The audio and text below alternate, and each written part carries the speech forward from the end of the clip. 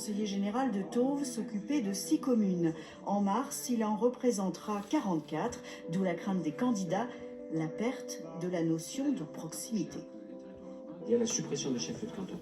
Il faut savoir que les chefs-lieux de canton, ils ont joué un rôle historique depuis 2 siècles. Et on a de fortes inquiétudes sur les conséquences cachées de cette suppression des chefs-lieux de canton. Et nous, dans nos propositions, on aimerait avoir un programme spécifique pour encourager l'investissement des communes dans les anciens chefs-lieux de canton et plus largement dans les bourgs-centres.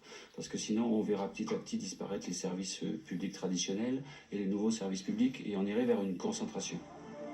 Pour rester proche des électeurs, le législateur a imaginé le binôme. L'image nouvelle de cette campagne, 2 noms sur le même bulletin de vote, obligatoirement un homme et une femme pour imposer la parité.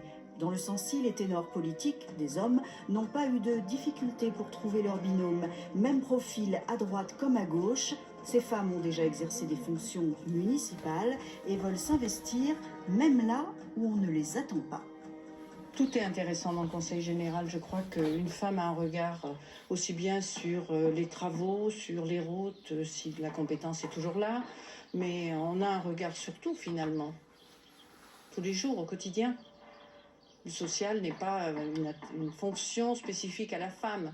L'Assemblée va être administrée à moitié par des hommes et à moitié par des femmes. Donc ça, c'est une grande première dans notre pays.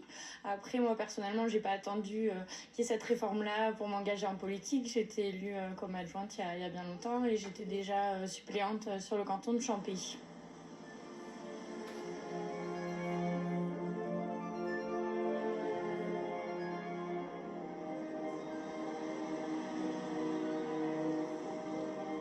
Champey est quand même aux portes du Sancy, donc effectivement au niveau tourisme, on récupère et on est heureux d'être sur la route de Besse et de Super-Besse. Champey fait partie des cantons absorbés par la réforme et le puissant voisin du Sancy. Les candidats doivent faire preuve de pédagogie. D'abord, pour convaincre que les départements ne sont pas moribonds. Le Premier ministre a pourtant brandi la menace de leur suppression. Dans le Sancy, la bataille de la répartition des compétences est lancée face aux futures grandes régions.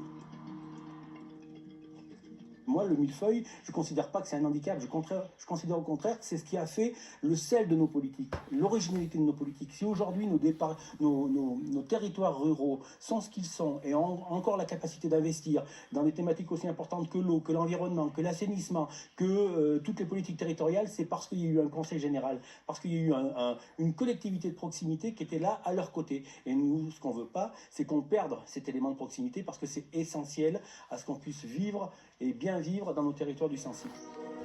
Quelles seront les compétences des prochains conseillers départementaux? Dans cette élection, la vraie ligne de partage se situe davantage entre les territoires urbains et ruraux qu'entre les différentes forces politiques. Et sachez qu'un